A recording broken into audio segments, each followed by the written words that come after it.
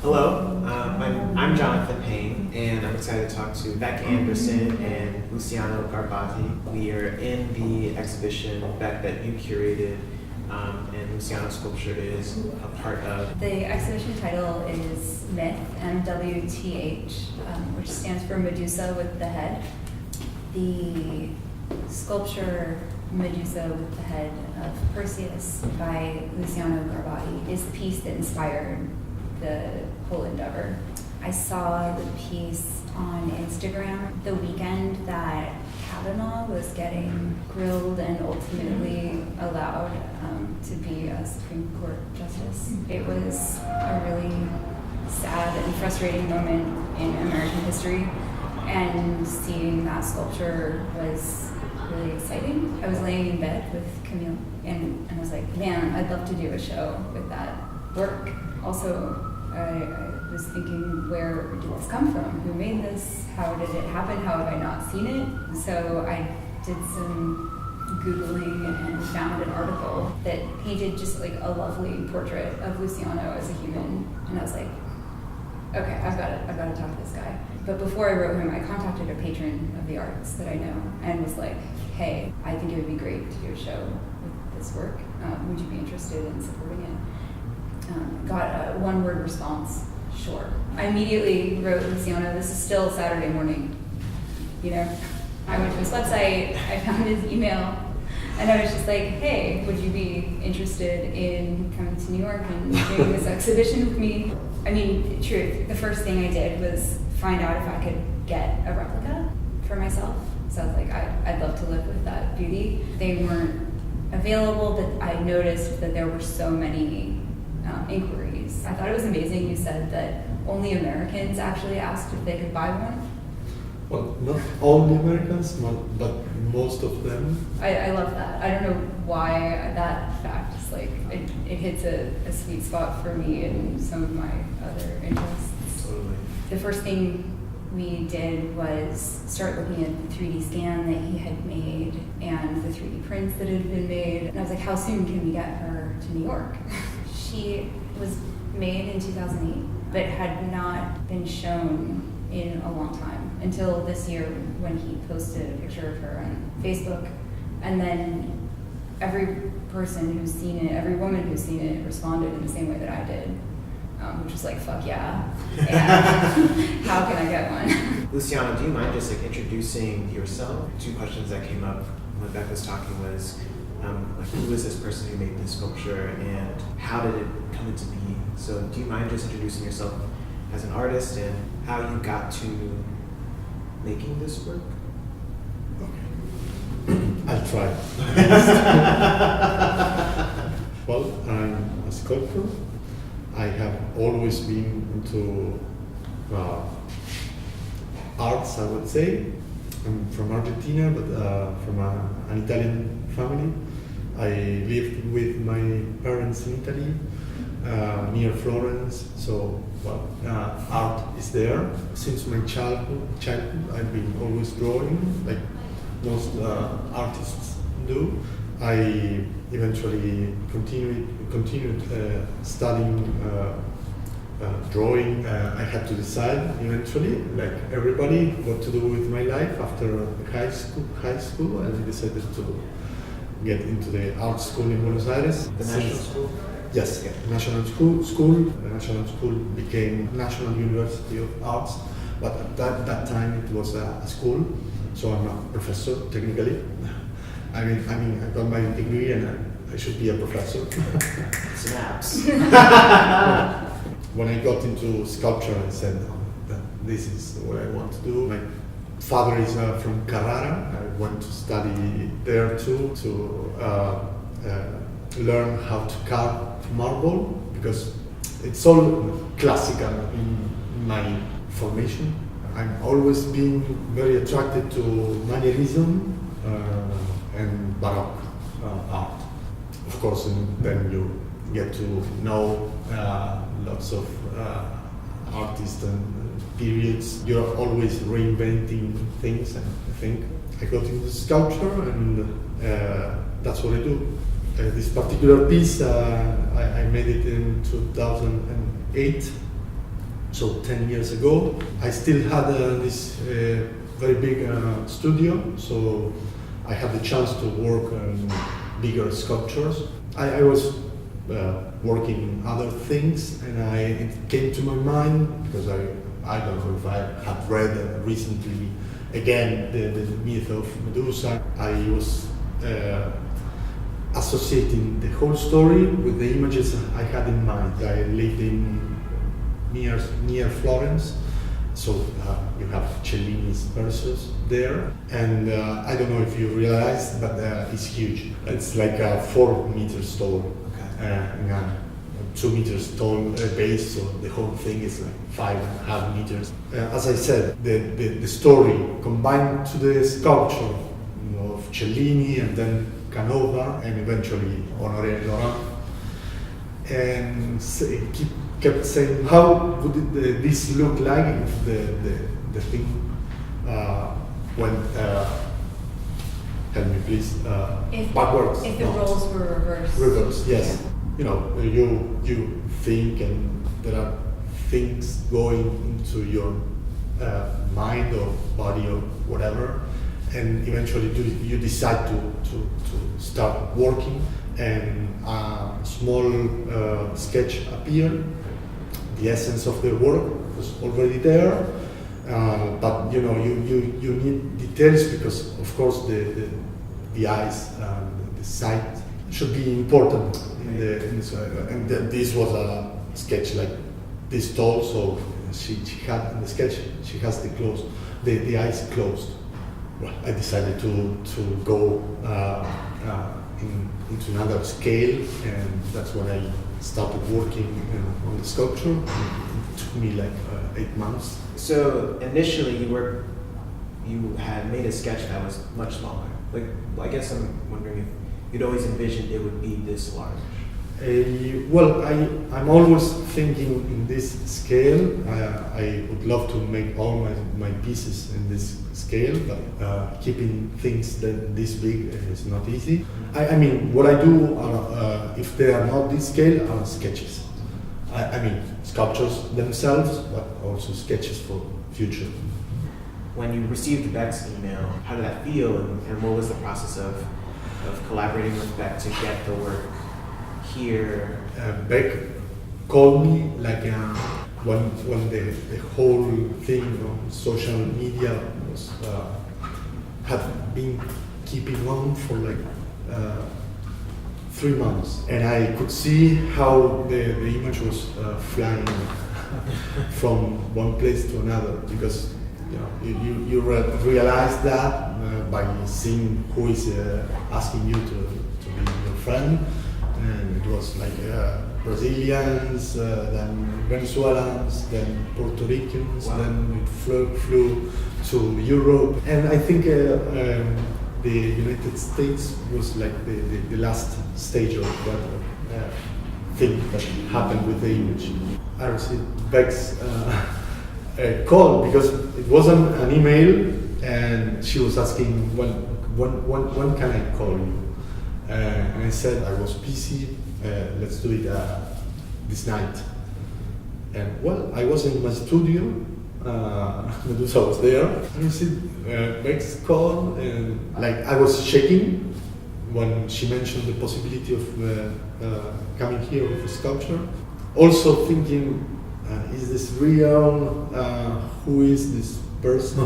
Which I don't know. I'm receiving a call, Bek seemed like a reasonable person, but I had doubts, because it was like too.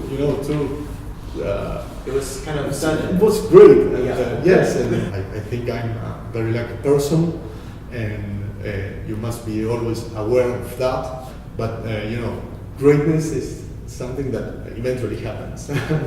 It's not there at every time. This was a great moment. I was like doubting, but also very excited. I went back home and talked with Mariana, my girlfriend, and said, I received this call, and this is like amazing, and wondering, is this really going to become true? And well, we are in New York, having this great show in Manhattan. It's like a Damn. That's a lot of things. It's very powerful, it's very inspirational. Yeah, in this moment I'm just very grateful to be able to talk to you about your work and that the circumstances at hand have allowed it such to be the case. So I guess, Bek, I have a question about your relationship to the myth of Medusa and what this object, what she did for you when you first saw it. Well, the first question, what's my relationship to the story of Medusa? I did a body of work last year where I put contemporary images, contemporary bodies in the context of gods and goddesses, and wanted to see what we look like under those names. I also have a relationship with the idea of flipping the script. It's my favorite pastime. Medusa, specifically, the story of her being punished for having been raped in Athena's temple hits close to home for me, and I think every woman. You know, the way that you move through the world as a sexual being is judged no matter how it goes, and whether or not it's your choice. And there's no way out of that. To be reminded that that's a narrative that we've been living in from the beginning of Western thought is sobering, especially in the climate that we're living in now. It's, you know, more important than ever to call that out and make sure that we're all in conversation around that narrative. I just want to second something that you said earlier, which was how every woman that you knew who saw this image was like, fuck yeah. What I gathered from you saying that is like there was this validating image circulating on the internet at a time when it seemed as if the voices of women and their experiences and their stories didn't matter. My experience of witnessing the Kavanaugh hearing was that Dr. Ford was so generative with her testimony. There just seemed to be this complacency exhibited and performed by the Senate Judiciary Committee. It's really interesting to hear you talk about that in context to the myth of Medusa. Luciano, your sculpture of her, it interjects the traditional narrative in a way that is very immediate and abrupt and loud. I would love to hear more about the way in which you took what I think is a simple inversion and made it into something powerful. Were you thinking that it would have so much resounding significance to women or to people across the world? Never. Again, I made this 10 years ago, and everything was different at the time. I mean, it makes sense that today the sculpture has acquired another significance or importance. Makes sense. I wouldn't have expected that, but I'm like, of course, proud of it. I was like having an imaginary conversation with sculpture, art history, and the question, because it's only one, how would this other sculpture look like? It seems simple, but it's not, because you have this whole tradition of victories where men are standing and perhaps showing whatever they have to show in order to make their victory clear. It's just a question, and there is a way to answer to that question. There are lots of ways. Mine is this: how I got into this image is perhaps thinking this is how a man looks like, at least in art history, when it comes to a victory. The fact of having Perseus slay, is that a victory? Would it feel like a victory? Well, I think not. Then, is she proud? What is being proud? Well, I said before that I was proud, but sometimes it seems like stupid. I think she's not proud. There is no need to be proud. It's just a result. I think that the key for the sculpture is I would say that the consciousness of this being a tragic situation, tragic event. You know? Perhaps it's important to say that this is not an allegory. You know, there is not allegory. Allegory, because there is always a moral teaching behind allegories, and this is different because I don't want morality to get involved with the sculpture, but ethics. That is what makes the sculpture a statement and not an allegory. It's concerned with the fact that this is the result of a tragedy. Medusa's history like a tragedy. That's the key for me. And again, thinking how a woman would stand after such a violent event, a forced event. A woman who has been raped and cursed, and then eventually someone wanted to kill her, and she just is defending herself.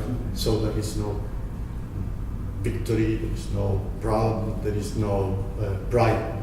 There is just the consciousness that the story goes on, and that's the thing. I mean, I think that is important for the identification that went on with women all over there, because it still goes on, you know.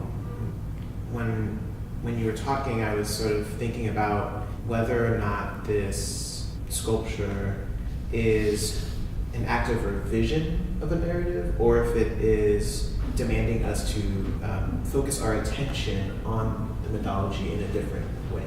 I think the work is asking that we ask more questions or think through the mythology beyond what it is. I think it's inviting a type of imagination to come in.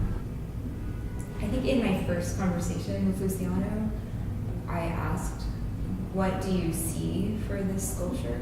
Like, where do you imagine her to live? And he said, somewhere public, in a place where she can be seen by everyone. I think that is in the tradition of the Cellini Perseus. And I think I thought about, how does the Cellini Perseus affect the consciousness of every person who walks through the Palazza della Signoria.